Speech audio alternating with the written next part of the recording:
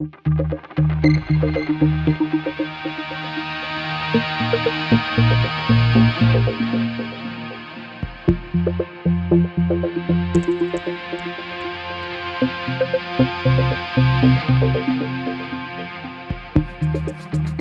you think of ancient mysteries, Egypt is usually your first thought.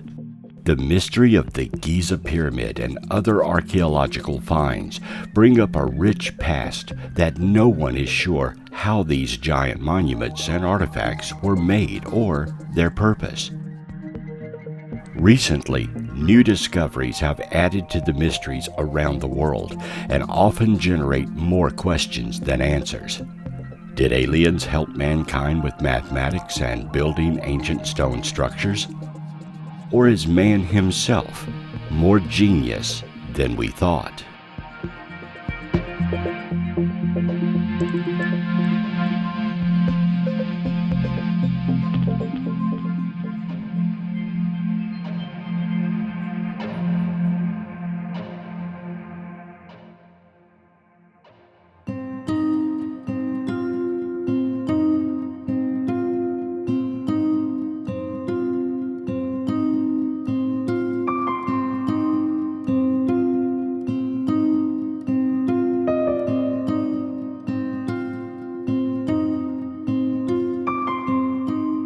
Archaeologists in Egypt have unearthed more than 100 delicately painted wooden coffins, some with mummies inside, and 40 funeral statues in the ancient burial ground of Saqqara. It's the greatest discovery find in 2020. The sealed wooden coffins, some contain mummies, date as far back as 2,500 years and are in perfect condition of preservation. The fine quality of the coffins meant that they were probably the final resting places for the wealthiest citizens. Other artifacts discovered include funeral masks, canopic jars, and amulets.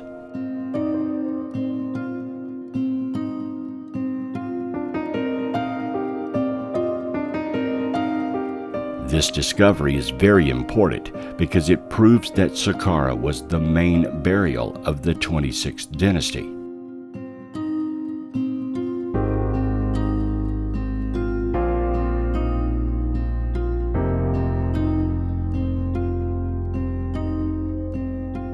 It would also enrich existing knowledge about mummifications in that period.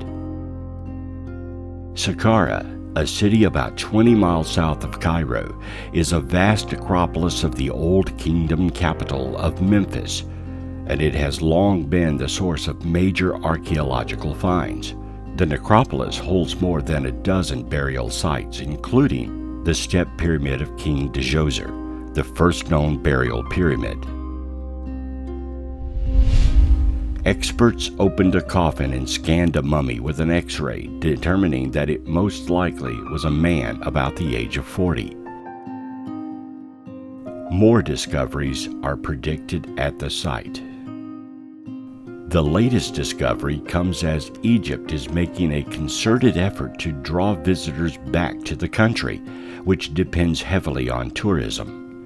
Political problems, including a 2011 uprising that toppled the longtime leader, coupled with terrorist attacks and other instability, have deterred tourists, as well as the recent coronavirus pandemic.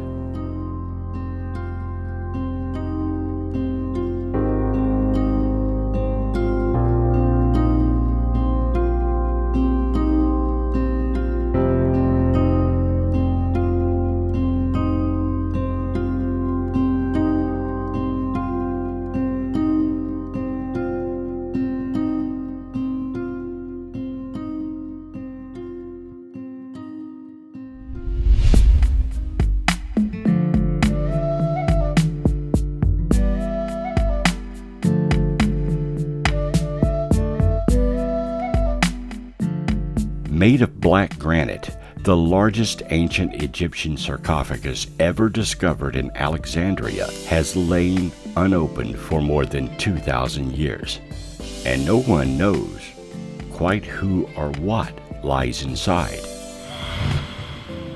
The discovery of the black sarcophagus beneath a modern Alexandria street is causing speculation in Egypt and beyond, with some even suggesting it might be the long-lost tomb of Alexander the Great.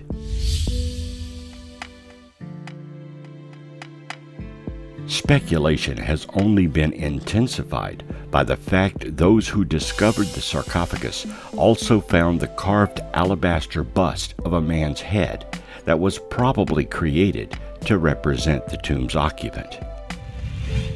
This carved alabaster head was found near the sarcophagus. Egypt's Supreme Council of Antiquities revealed the 6-foot-tall sarcophagus was discovered underground by archaeologists inspecting a building site in Alexandria's Sidi Gabor district. The head of the council's ancient Egyptian antiquities sector says a layer of mortar between the lid and the rest of the sarcophagus showed the object had not been opened since it was closed in antiquity.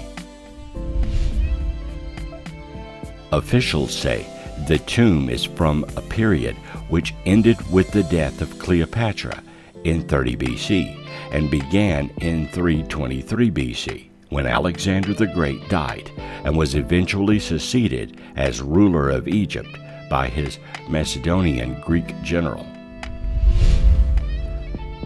The possible dating of such a large tomb to the period around Alexander's death has led to social media speculation the sarcophagus might be the final resting place of the general and empire builder. If that is the case, the contents of the black sarcophagus would solve one of the most enduring mysteries of antiquity. Despite his huge historical importance as the founder of one of the largest empires the world has ever seen, stretching from Greece to modern-day Pakistan, Alexander's final resting place has never been definitively pinpointed. There have been at least 140 attempts to locate Alexander's final tomb, and none of the claims to have found it has been universally accepted. If, therefore, the most optimistic speculation turns out correct, and the unusually large black granite sarcophagus is proved to be the tomb of Alexander, it would arguably be the archaeological find of the century.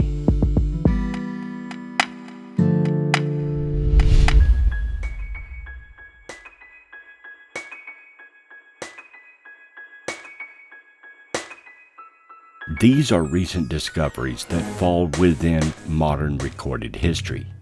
But what of the ancient past and many of the mysteries discovered that appear to have no explanation? Despite the mummies, statues, and engravings that the ancient Egyptians left behind, there is still more controversy over just what exactly they looked like. One thing's for certain, though. Despite what you might think about them given Hollywood's whitewashing of Egyptians, the residents of ancient Egypt were not white. According to Egyptologists, they were probably a range of colors, and neither white nor black by our contemporary standings. Ancient Egypt was a radically diverse place because the Nile River drew people from all over the region. Egyptian writings do not suggest that the people of that era had a preoccupation with skin color. Those who obeyed the king, spoke the language, and worshipped the proper gods were considered Egyptian. Ancient Egypt's massive pyramids are another element of their legacy that has long puzzled the experts. Just how exactly did a society with no modern construction equipment manage to transport the giant heavy stones needed to build the enormous pyramids? According to recent research by physicists at the University of Amsterdam, part of the answer may be wet sand. It turns out that wetting Egyptian desert sand can reduce the friction by quite a bit, which implies you only need half of the people to pull a sledge on wet sand compared to dry sand. An ancient wall painting also seems to depict Egyptians wetting the sand as they pulled the sledge bearing a giant statue, offering more evidence that water may have been part of the arduous and complicated process of building the ancient pyramids. However, the pyramids themselves contain more mysteries that simply using wet sand would not allow them to accomplish as much.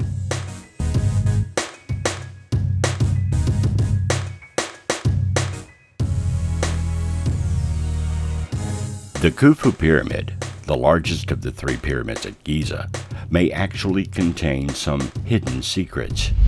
A 2015 thermal scan of the Great Pyramid indicated that there were thermal anomalies within the structure, though it's unclear what exactly that means. A statement released about the results of the scans said the anomalies could mean many things. To explain such anomalies, a lot of hypotheses and possibilities could be drawn up. The presence of voids behind the surface, internal air currents, and more. There could even be an as-yet undiscovered hidden tomb, but the project hasn't drawn any conclusions yet. In October 2016, researchers with Scan Pyramids, a group that uses methods such as X-rays and thermography, uncovered evidence of two possible new chambers within the pyramid, one behind the pyramid's north face and one more behind its descending corridor. This seems to confirm what robots had been noticing for a while, that there's more to the pyramid than just those three rooms. Since 1993, several small robots have entered the pyramid to learn what's in there, and they've come back with mysterious images of tunnels no one had seen since they built the pyramid 4,500 years back. Though these tunnels are likely too small to be of any use, it did suggest that there may be more hidden areas in the pyramid than we thought, and thanks to Scan Pyramids, that thought may prove to be correct. If there are two more rooms, how many others are there? Are there rooms divided into sub-rooms? Until we do more testing, possibly with more robots, we truly don't know.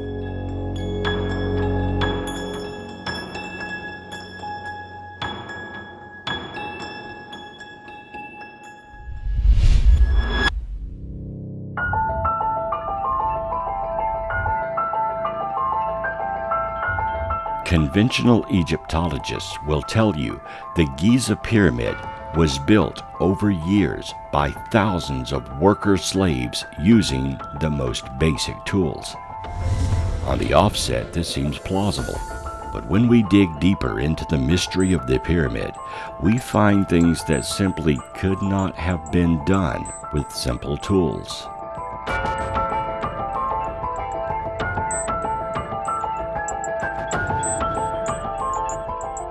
The Egyptian pyramids, their most famous creations, were masterpieces built with such precision that our current technology cannot replicate it.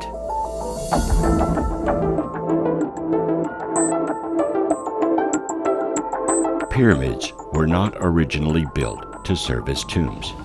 They were built to preserve scientific knowledge for future use and understanding, some say. The giant pyramid of Giza is the most accurately aligned structure in existence and faces true north with only 3/60th of a degree of error. The position of the North Pole moves over time, and the pyramid was exactly aligned to true north at one time. At 481 feet, archaeologists say the Great Pyramid was the tallest structure in the world for about 3,800 years. Engineers estimate the structure to be composed of around 2,300,000 stone blocks, and the highly skilled workers would have had to set one of the 2.5 to 15-ton blocks every 2.5 minutes to finish Khufu's pyramid in the 30 years it took to build it. The mortar used is stronger than stone and is still holding up today. It has been analyzed and its chemical composition is known, but can't be reproduced. One of the more fascinating aspects of the Giza pyramid has nothing to do with the pyramid itself. It's the fact that the pyramids appear on almost every continent around the planet. Pyramids are so common that one wonders where the idea for this shape came from.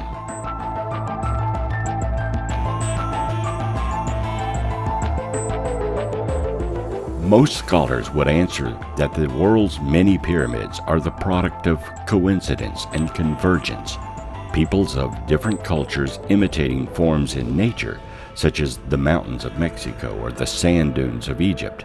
But is this the final word on the subject? Is it an oversimplification? Could it be that pyramids around the globe share a common cultural heritage?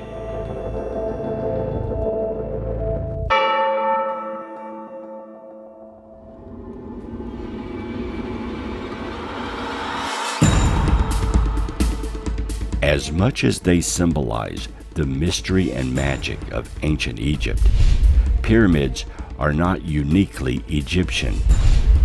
Pyramids of various sorts all appear in the ancient African kingdom of Kush, along the Nile between the third and fourth cataracts, as ziggurats in ancient Mesopotamia and Sumeria. In England and Ireland, taking on such forms as Silbury Hill and Newgrange in India, and throughout Southeast Asia in the distinct style of the Buddhist stupa and Angkor Wat in medieval Cambodia, at Indonesia's Borobudur in ancient China, at Teotihuacan and other sites in the Valley of Mexico, in the ancient Olmec and Mayan realms of southern Mexico, Guatemala, Honduras, Belize, and El Salvador, along the Mississippi at Cahokia and other ceremonial centers, and in Peru's coastal region, among the people who were the ancestors of the ancient empire, and in that country's northern Andes, the Inca heartland. All of these cultures used this shape, and no one knows why. Surely there had to be some connection with each culture to share the idea of the pyramid shape. The shape itself may be telling in that perhaps ancient people discovered something powerful about this design. In ancient days, it would have been much easier and faster to simply build square or block buildings as we do today. But nothing in these cultures appears to be easy. Balancing the rocks to form this shape would have been difficult, and then there is the alignment of the pyramids themselves.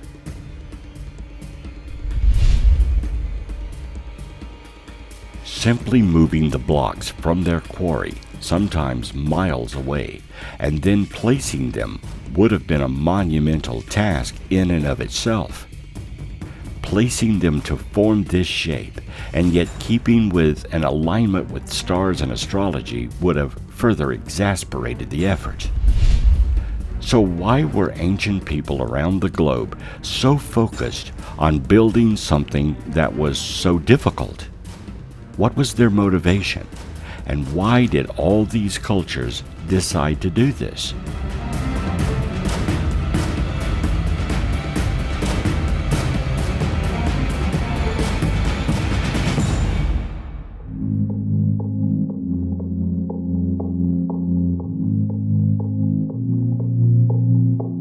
The Cahokia Mounds State Historic Site is the site of a pre-Columbian Native American city which existed around 1050 to 1350 CE, directly across the Mississippi River from modern St. Louis, Missouri. This historic park lies in southwestern Illinois between East St. Louis and Collinsville. The park covers 2,200 acres, or about 3.5 square miles, and contains about 80 mounds. But the ancient city was much larger, and its apex around 1100 CE, the city covered about 6 square miles and included about 120 man-made earthen mounds in a wide range of sizes, shapes, and functions. At the apex of its population, Cahokia may have briefly exceeded contemporaneous London, which at that time was approximately 14,000 to 18,000 people. Cahokia was the largest and most influential urban settlement of the Mississippi culture, which developed advanced societies across much of what is now the central and southeastern United States, beginning more than 1,000 years before European contact. Today, Cahokia Mounds is considered the largest and most complex archaeological site north of the great pre-Columbian cities in Mexico. Though it is called Cahokia today, no one knows what its original name was. The city's complex construction of earthen mounds required evacuation, movement by hand using woven baskets, and construction involving 55 million cubic feet of earth, much of which was accomplished over a matter of just decades. Its highly planned ceremonial plazas, situated around the mounds with homes for thousands, connected by laid-out pathways and courtyards, suggest the location served as a central religious pilgrimage city. It would have been easy for the natives to carry dirt and form the mounds, many with pyramid-like shapes, but still, the motivation for doing so is in question. Nothing is known of the original builders of the site, as they had no written records. So the question remains, who or what influenced them to construct these mounds, which would spread throughout the Americas?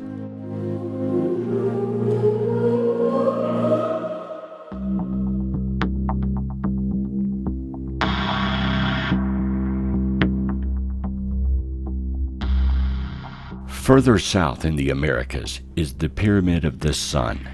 It is the largest building in Teotihuacan and one of the largest in Mesoamerica. It's believed to have been constructed about 200 AD. Found along the Avenue of the Dead with the Pyramid of the Moon, the pyramid is part of a large complex in the heart of the city.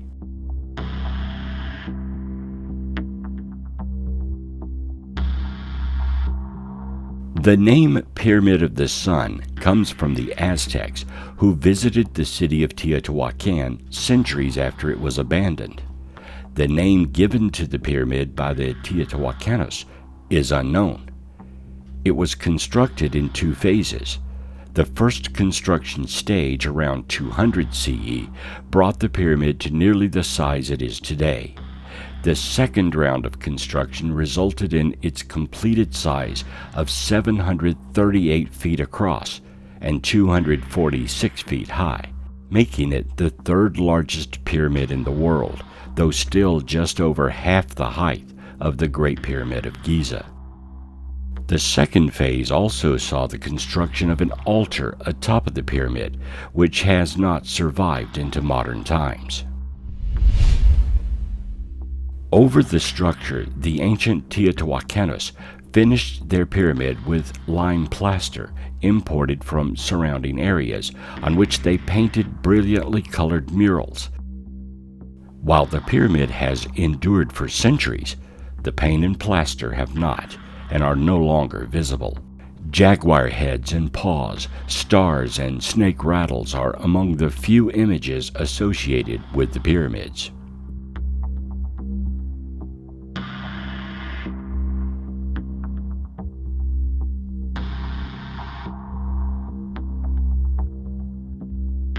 It is thought that the pyramid venerated a deity within Teotihuacan society.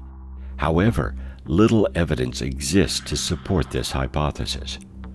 The destruction of the temple on top of the pyramid by both deliberate and natural forces prior to the archaeological study of the site has so far prevented identification of the pyramid with any particular deity. The pyramid was built on a carefully selected spot from where it was possible to align it both to the north and in perpendicular directions to sunrises and sunsets on specific dates recorded by a number of archaeological orientations in Mesoamerica. The whole central part of the urban grid of Teotihuacan, including the Avenue of the Dead, reproduces the orientation of the Sun Pyramid, while the southern part exhibits a slightly different orientation dictated by the Culedulia.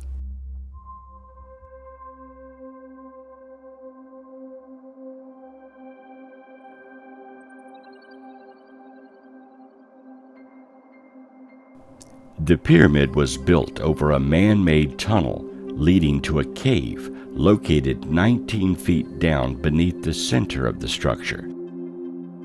Originally, this was believed to be a naturally formed lava tube and interpreted as possibly the place of Chikamoztoc, the place of human origin, according to Nahu legends.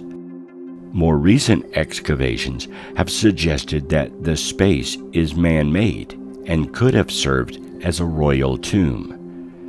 Recently, scientists have used muon detectors to try to find other chambers within the interior of the pyramid. Looting has prevented the discovery of a function for the chambers in Teotihuacan society. Though many have associated Mayan, Aztec, and Toltec beliefs to the site, the truth is no one knows why it was built, for whom, or even the actual culture that built it. No one knows its actual name. Remember, its modern name was given to it by the Teotihuacanos and accepted by the Aztecs.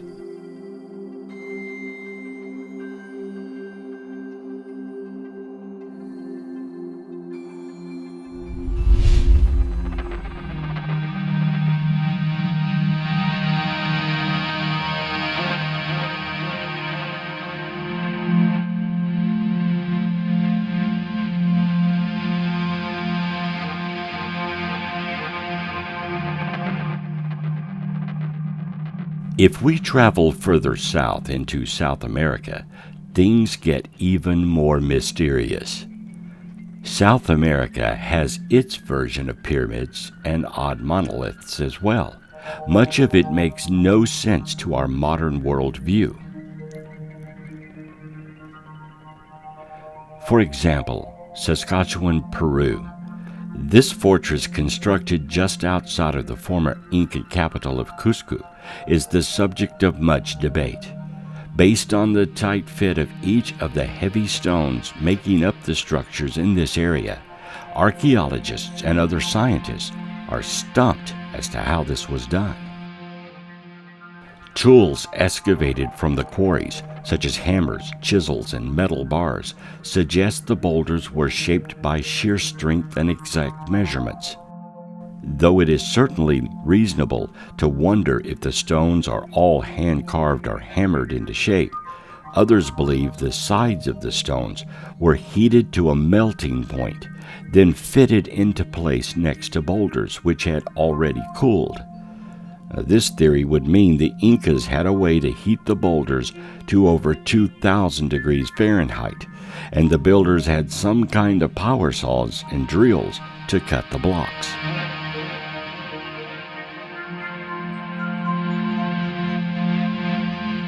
A third hypothesis is that a plant existed at the time that had a chemical property that would soften stone.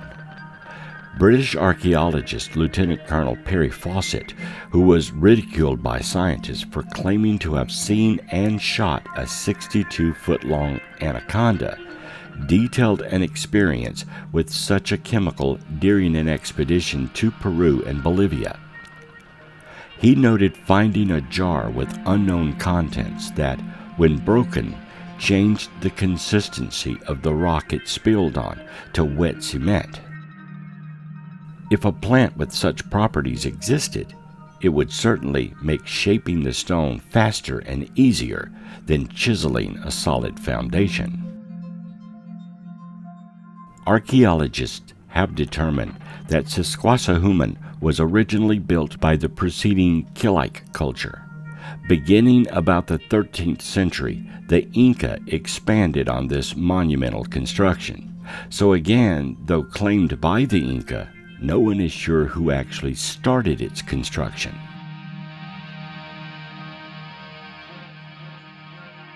Today, only the stones that were too large to be easily moved remain at the site.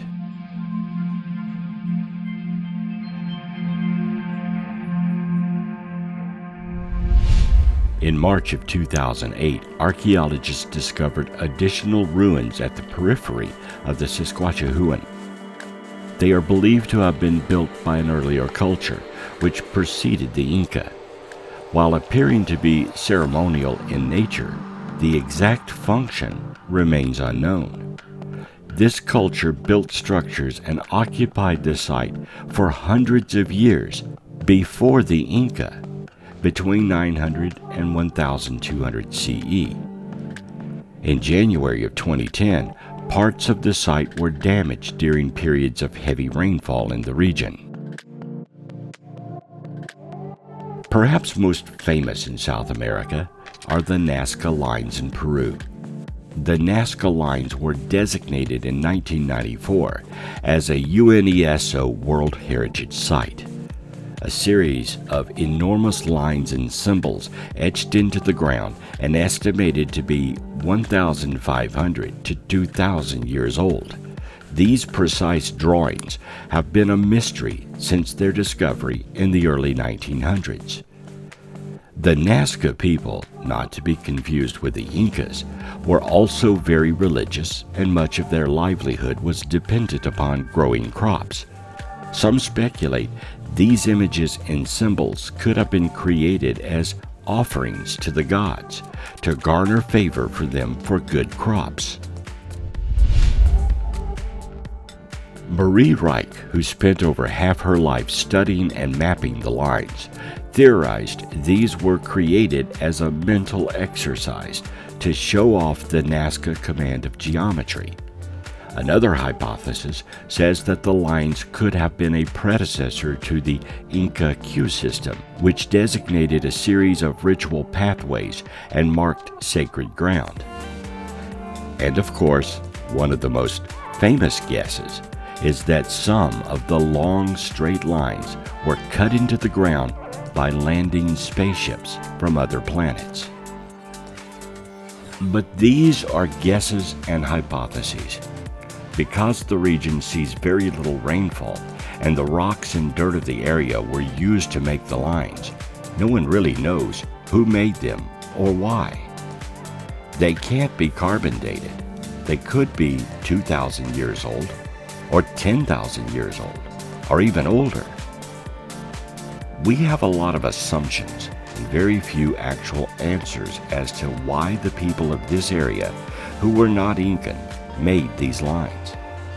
We have no idea what their purpose was, what motivated them, why design symbols, images of animals, and straight lines like runways that can only be seen and appreciated from the air.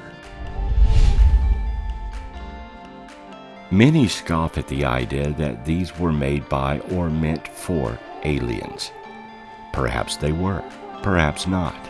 But can you think of any reason to create such a display if not for someone who could fly?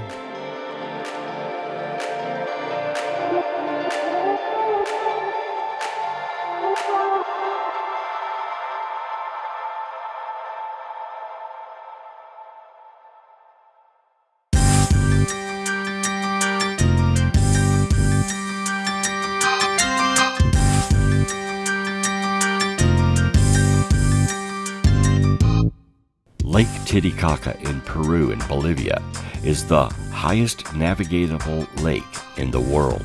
Lake Titicaca is a natural border between Peru and Bolivia. According to Andean legends, this lake was the birthplace of the Incas, whose spirits would return to the lake after death. About 17 years ago, the ruins of a temple were found deep in the lake. Estimated to predate the Incas, a terrace for crops, a road, and a 2,600-foot-long wall were also found by archaeologists over the span of 200 dives. Continued research in 2013 also recovered several artifacts from different eras. The existence of these underwater discoveries could be explained by old legends of massive floods and torrential rain. Many stories attributed the disasters as retribution from the gods. Though scientists, archaeologists, and historians consider the cause of the overflow to be allegorical, research suggests flooding did change the water level in the lake and force the inhabitants to relocate. Think about that. There is an entire city under this lake. It was not built by the Incas. At least that we know is true. So who built it? Legend says it is the birthplace of the Incans. So that culture perhaps formed here, but was not here when it was built. Someone else built it. Someone or some culture that predates the Incans, and they discovered it already intact and simply claimed it. Who were these people? They built a 2,600-foot wall and terraces for crops. They must have been sophisticated. They had roads. We today consider the Romans as the inventor of roads, but this culture had them too.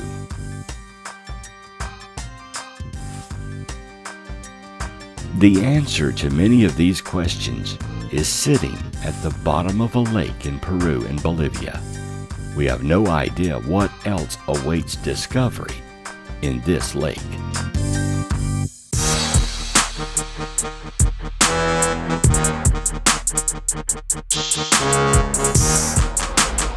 Nearby in Bolivia is the ancient city of Pumapunku.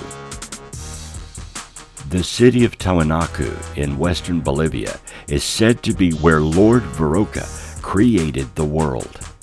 One of the world's ancient mysteries, Pumapunku, predates the Inca. The intrigue of this site is in the complexity of the precise stonework found in the ruins. Detailed work such as meticulous carvings and exact interlocking stone pieces with no chisel or tool marks to be found have researchers scratching their heads.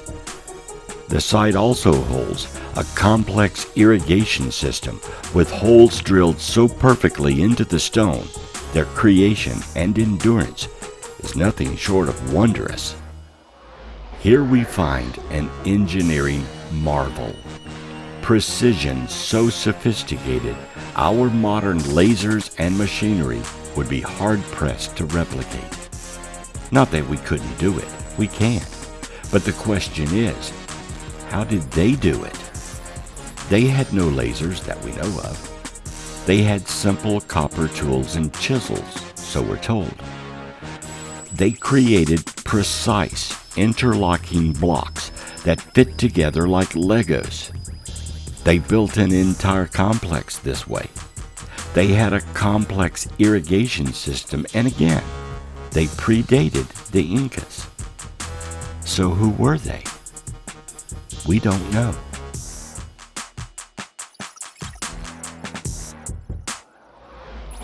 Also located in Tiwanaku, in Puerto del Sol, Bolivia, what is left of the Gate of the Sun stands among ruins and dates back to 14,000 BC, according to some researchers. Nearly 10 feet tall and carved from a single stone, it is estimated to weigh about 10 tons.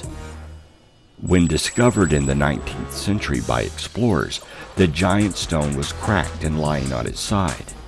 Now it has been re-erected where it was found, but is believed that that is not its original site. The original location of this megalith is unknown. Being a later monument to the site in which it stands, the Gateway of the Sun could have also represented a transition from lunar religion to solar religion based on its positioning to the sun to the west. The carvings on the stone led some to believe this monument was used as a calendar to mark the passage of time. Others believe the symbols hold astronomical connotations. Based on the images carved into the stone, many believe this could have once been a portal to another dimension, or some kind of stargate to other planets. The Andean civilizations did not leave written records other than fiber recordings of their religious belief system. Because of this, researchers have had to rely on the Spanish, who documented the Incas following their conquest of the empire. The Incas themselves had trained memorizers who were responsible for providing history through the oral traditions which the Spanish chroniclers used for their records. References to sky beings and other celestial persons were often cited in their chronicling. Perhaps this was a doorway to the heavens, or a portal, as some believe.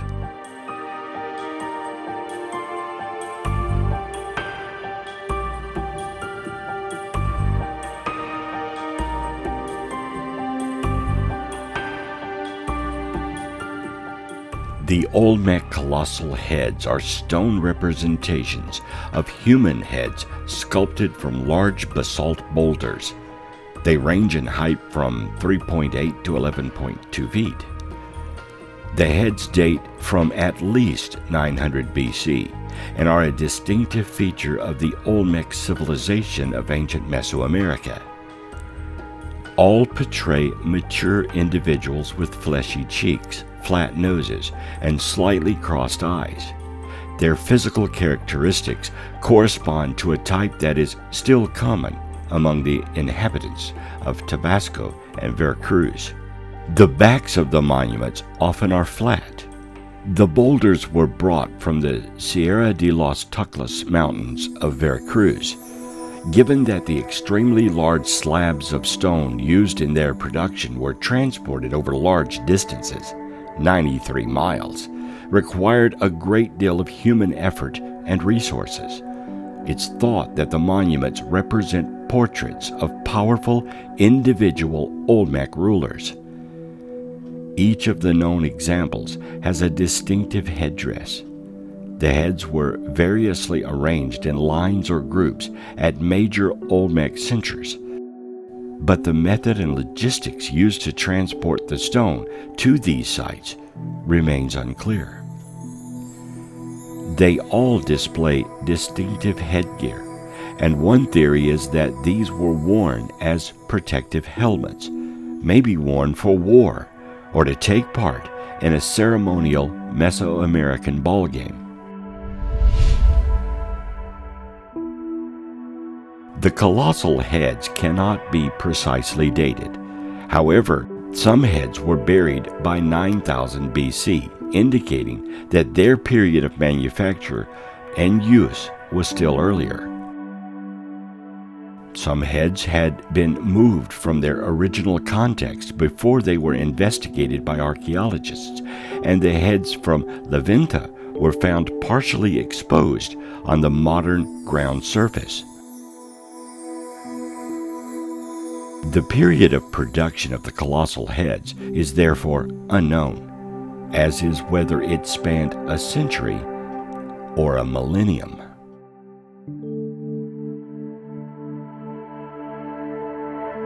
The exact method of transportation of such large masses of rock are unknown, especially since the Olmecs lacked beasts of burden and functional wheels, and they were likely to have used water transport when possible.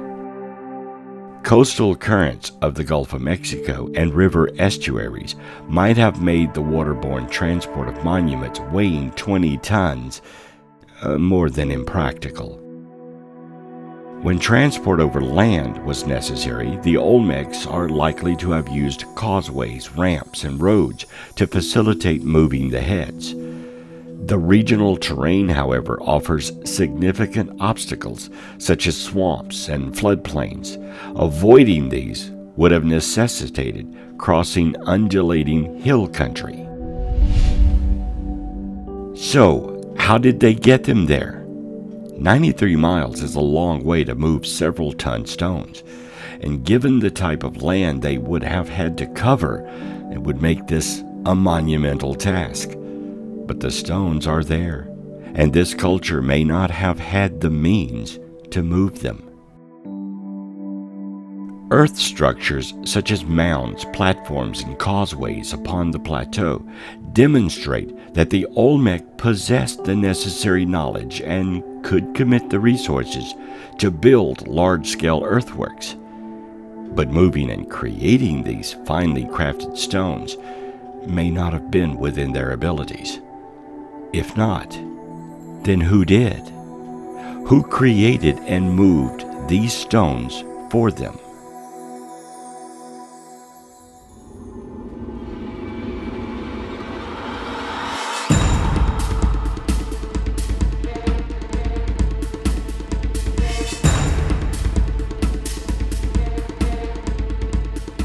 Throughout man's study of ancient cultures, we have asked three questions: who, how, and when.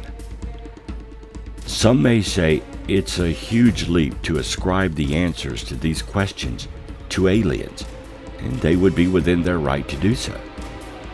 But when faced with the obvious, one can only speculate that these cultures may have had help of some kind. Some would suggest they must have. So let us entertain the idea. We will start with who. Who helped them? There are two possibilities. One is, of course, the idea that aliens came to Earth and helped early civilization to create monuments, sculptures, and giant buildings using their own advanced mathematics and technology. If so, then these simple humans would have thought those beings were gods, and there is evidence this is the case.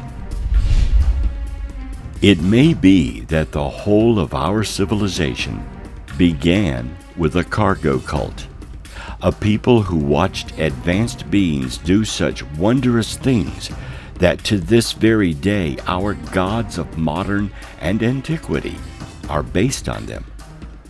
One can easily say that the evidence for this is scattered like so much litter around the planet. For this theory to work, we must assume two things. The artifacts we discovered is far older than believed, and all cultures had one single original event that was shared around the world. For example, pyramids are common because all cultures witnessed them being built. A technology existed that made moving heavy objects much easier, even easier than our modern technology is capable of. And also that some of these monuments were early attempts to replicate what we as a people witnessed ourselves being done by the aliens. In the 1940s and 50s, cargo cults emerged on islands in the Pacific by people who witnessed airplanes flying and landing, and the humans who boarded them, they gave them food and other delicacies. The islanders, so impressed with this ability, built straw models of airplanes and held long vigils to try to entice the gods to return. They used the only technologies they knew to try and replicate what they had seen: mud and straw effigies. The paltry attempts to replicate an airplane look almost comical, but the desire behind their creation was phenomenal. These people witnessed man flying, something they could never do, never even conceive of, and would never try. Then they saw it, and suddenly it became possible to them. It changed their entire perspective, and thus they emulated it. Is it possible that the bent pyramid of Egypt was an attempt to emulate the Giza pyramid by a later culture that discovered it, or even rows of rocks in labyrinth patterns were man's attempt to draw something he had witnessed? These patterns remain today. These attempts are still being discovered, along with the monumental creations they're based on that seem impossible to exist.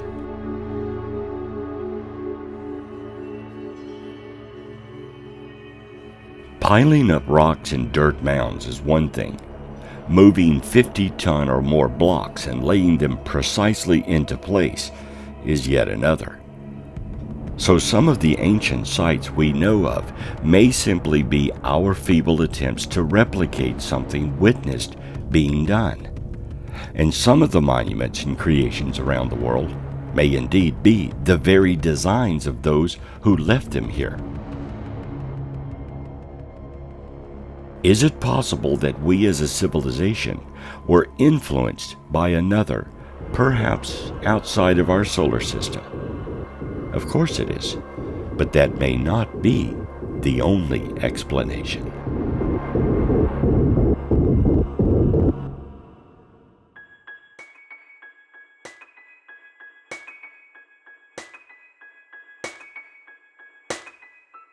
Another second answer to who may have originated right here on Earth and had nothing to do with aliens.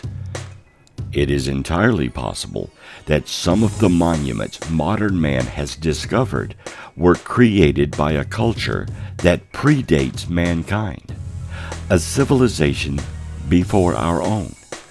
And that civilization may have been far more advanced than we can imagine.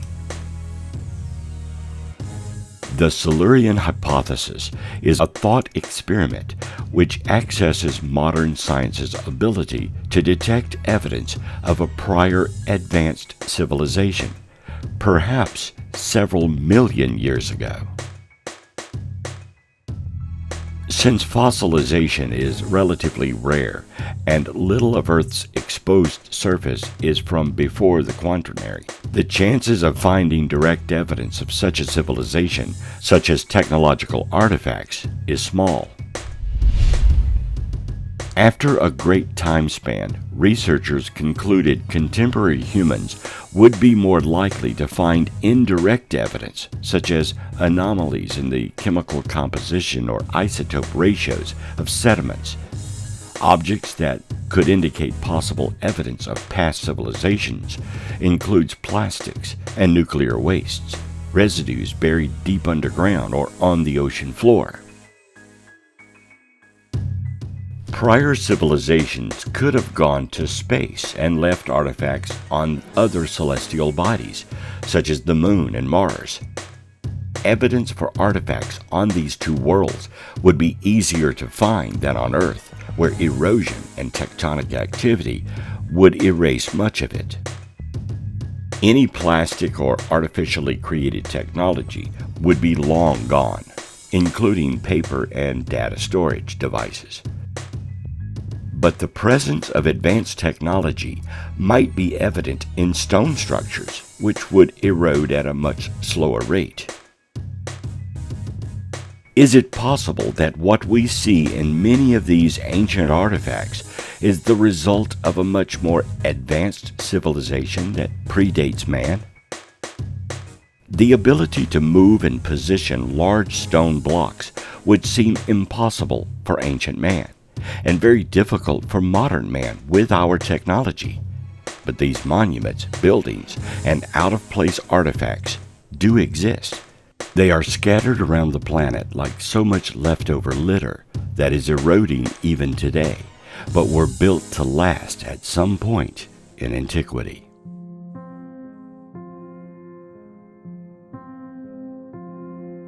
Many of these monuments are claimed by ancient human and modern cultures, but even they can't explain them.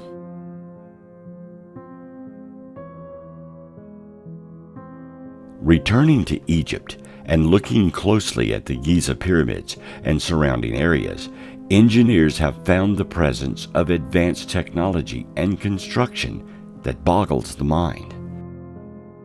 The pyramid itself is a monument to advanced architecture, but nearby we find blocks that have laser-like cuts and holes no simple civilization could have mastered.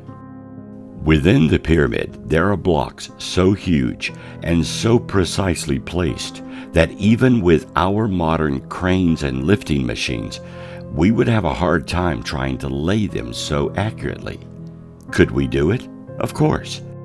But we today are an advanced civilization with tools capable of precision and delicate work as well as heavy construction. The ancient Egyptians had no such tools and no access to them.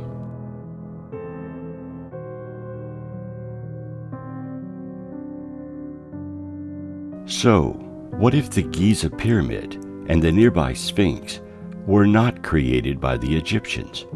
What if they predate even that ancient culture and were built by someone else, a civilization that is much older than them? Modern Egyptologists scoff at the idea because it's important to their modern culture to lay claim to these monuments. It means tourism dollars for them. Naturally, they need to weave a story that places themselves as the intelligence that made these marvels. We do not have the technology to date rocks. We can only date organic materials because they emit isotopes at a consistent rate. We simply cannot determine the age of the blocks. Our estimates of age is based mostly on modern and ancient cultures' descriptions of them when they laid claim to them, and primarily we date the pyramids by their position in the development of Egyptian architecture and material culture over the broad sweep of 3,000 years. The Nile, many centuries ago, was a rich and fertile land. Now and throughout antiquity, it has been a desert, and the pyramids themselves were once covered in sand.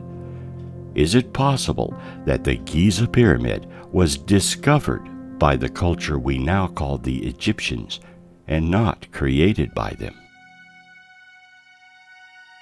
Our modern estimate for the age of the Sphinx is 4,514 years old. Modern scientists say it's exciting to contemplate the existence of an unknown civilization that predates the ancient Egyptians, but most archaeologists and geologists still favor the traditional view that the Sphinx is about 4,500 years old. Colin Reeder, an English geologist who independently conducted a more recent survey of the enclosure, assumes the various quarries on the site have been excavated around the causeway. Because these quarries are known to have been used by Khufu, Reeder concludes that the causeway and the temples on either end thereof must predate Khufu, thereby casting doubt on the conventional Egyptian chronology.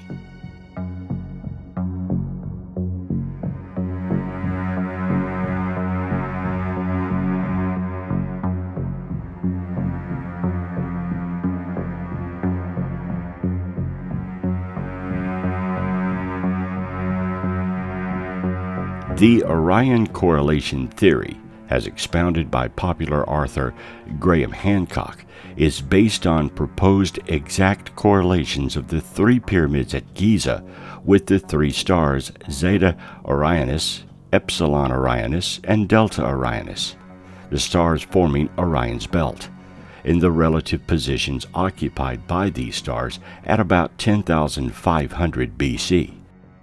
The author argues that the geographic relationship of the Sphinx, the Giza pyramids, and the Nile directly corresponds with Leo, Orion, and the Milky Way respectively.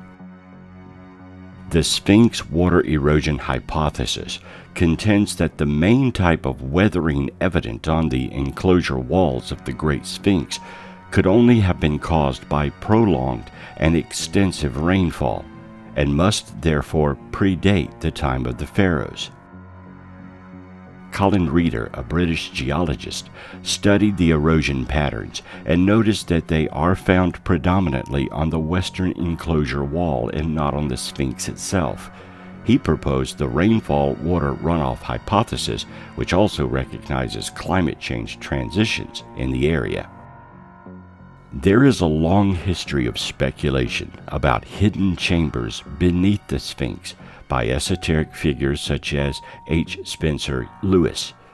Edgar Cayce specifically predicted in the 1930s that a hall of records containing knowledge from Atlantis would be discovered under the Sphinx in 1998. His prediction fueled much of the fringe speculation that surrounded the Sphinx in the 1990s, which lost momentum when the hall was not found when predicted. All of these theories are based on observations of the Sphinx, but no one has been allowed to drill or uncover anything that may be within the statue. It's possible that either underneath or within the statue itself could lie clues to its origin. Seismic readings indicate that there are chambers underneath the Sphinx. These, however, have been determined to be naturally formed cavities, even though no one has been allowed to drill or enter these cavities. The Egyptian authority responsible for ancient monuments has forbidden any further detonation or drilling, so at best, these are educated guesses.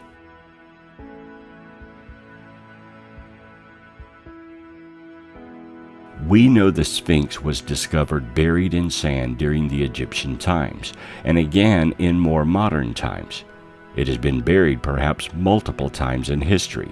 Therefore, it is plausible that it was discovered by, but not created by, known ancient cultures. The truth is, we have no idea. We have theories that fit accepted historical accounts, many of which do not fit the scientific evidence that is available, and may be available to us within the structure. Astronomical alignments are also an important way of determining when a structure was built or put into place. The direction of the monument will usually align with a star pattern because in ancient times, people observed the stars and placed significance on them.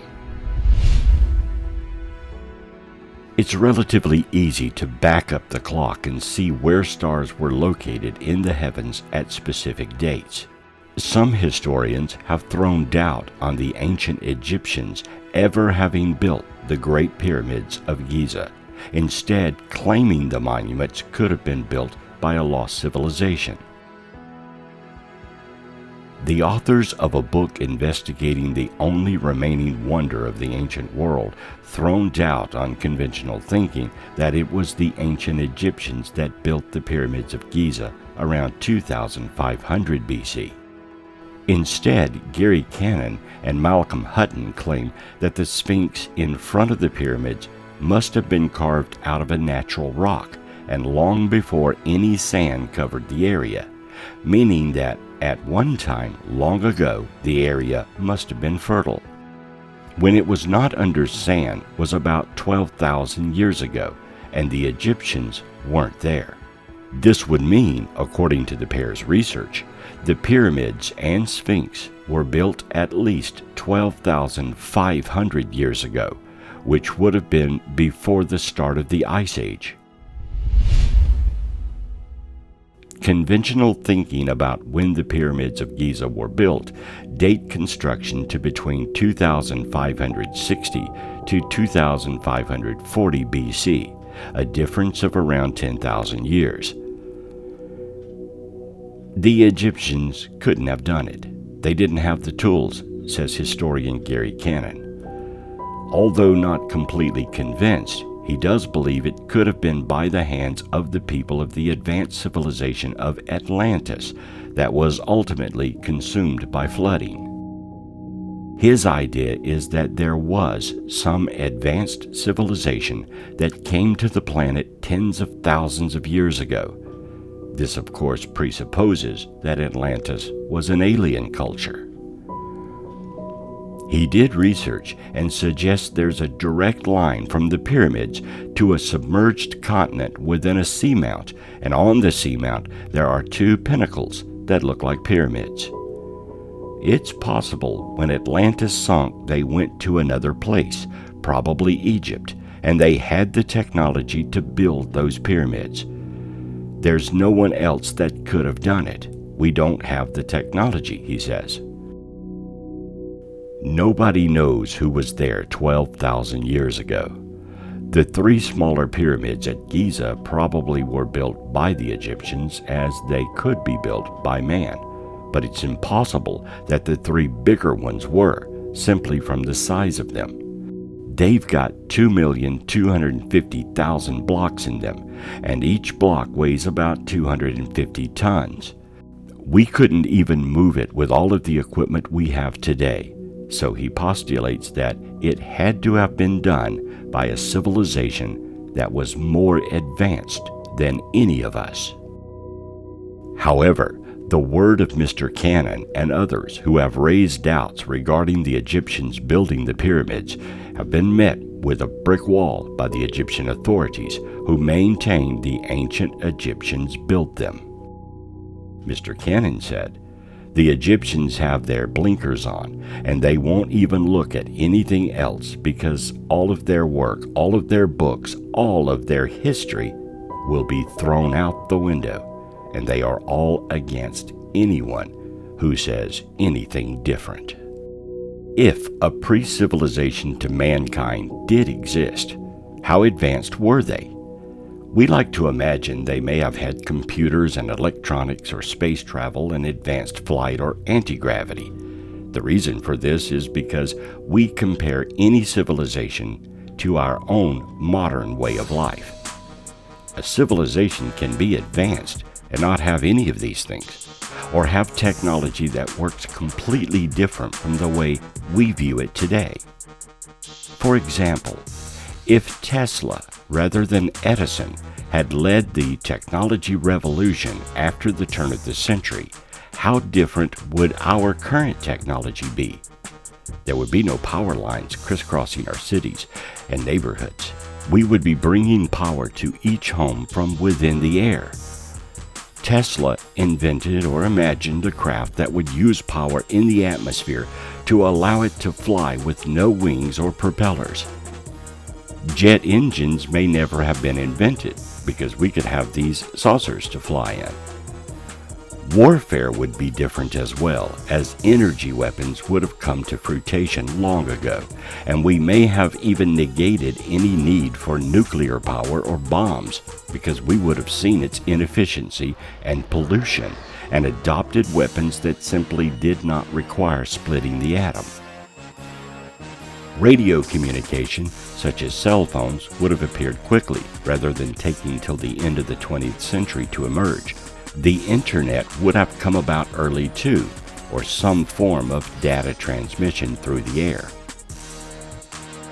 With that one simple change, adopting Tesla's ideas, it would have changed the landscape of how our modern world works.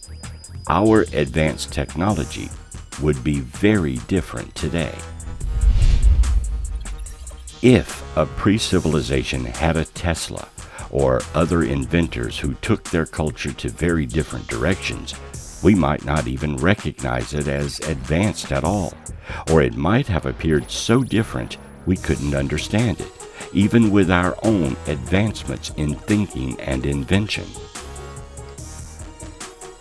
The Giza Pyramid is an awesome structure, but what if it had some purpose, some function that allowed it to work more as a machine than a tomb? Egyptologists assume it was a tomb, though no sarcophagi or burial implements have ever been discovered inside it. In fact, there is no writing or instructions inside it at all. We think it was a tomb because within our cultural thinking, It's the only thing we can imagine it was used for.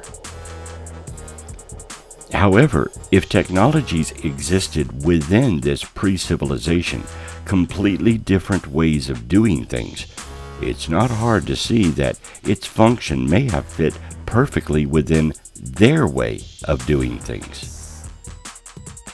The pyramid could have taken advantage of ley lines or some other natural energy. It could have been a healing device, a power station, or some kind of pump for all we know. We see the Giza pyramid as a marvel of construction. However, its purpose may have been so benign as to make it just another structure within a vast and complex society. The reason why we see pyramids in all cultures around the globe may mean they were needed to distribute global energy, or were healing devices for that society. They may have simply been the local hospital or power company.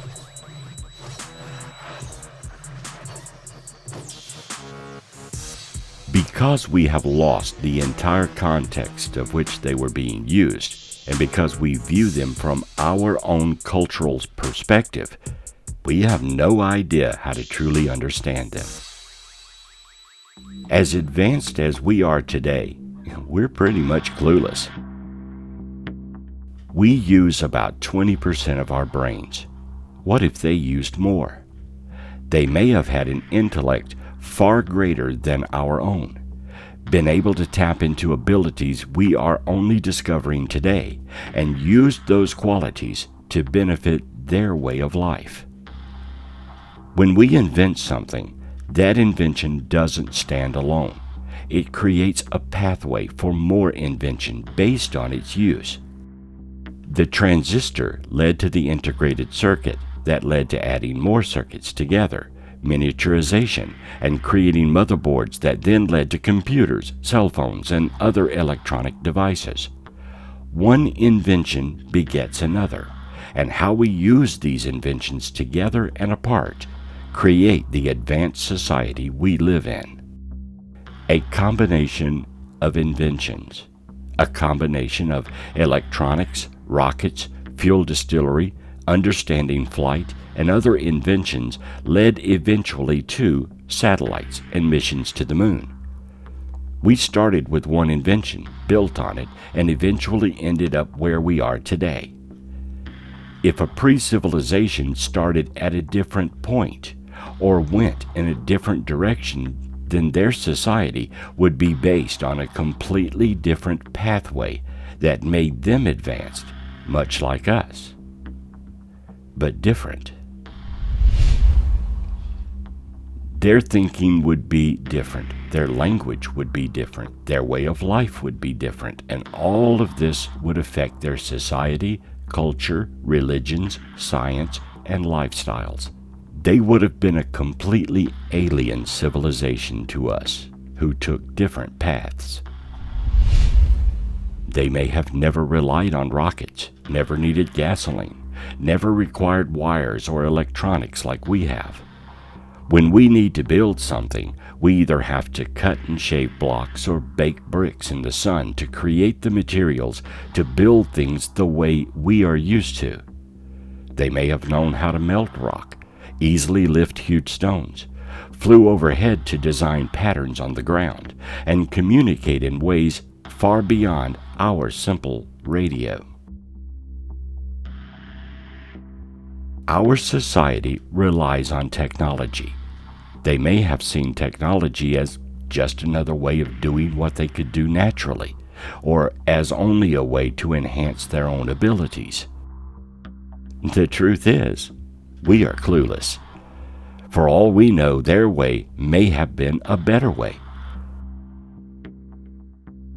They may have lived simple lives because they didn't need gadgets and email to feel worthy, or they could have been completely dependent on their technology, which may have led to their downfall, and the reason much of their existence is hard to discover today. We simply don't know, and it's human arrogance to presume we know everything about them. or that they may not have existed at all. But then there is that litter scattered about the planet, making us question, making us try to solve their mysterious presence. Who, how, and when are not easy questions. Sure, it's easy to simply slap a label on everything and just accept the status quo. We assume this, therefore this must be the way it was. We need to be ready to accept that there are possibilities that go beyond our own way of thinking. And just because we assume something cannot be true doesn't mean it isn't. The ancient monuments around the world are not only marvels to study, but they are signposts to our past, and they tell a story of a rich history that mankind has lived through, wonders we have seen, and perhaps peoples or even aliens we have learned from. We should make every effort to understand these signs and learn as much as we can by what we have discovered and what we will discover in the future.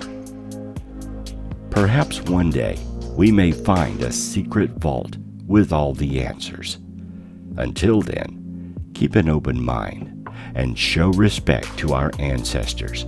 After all, they are us and we are them, and we are an important factor in the universe.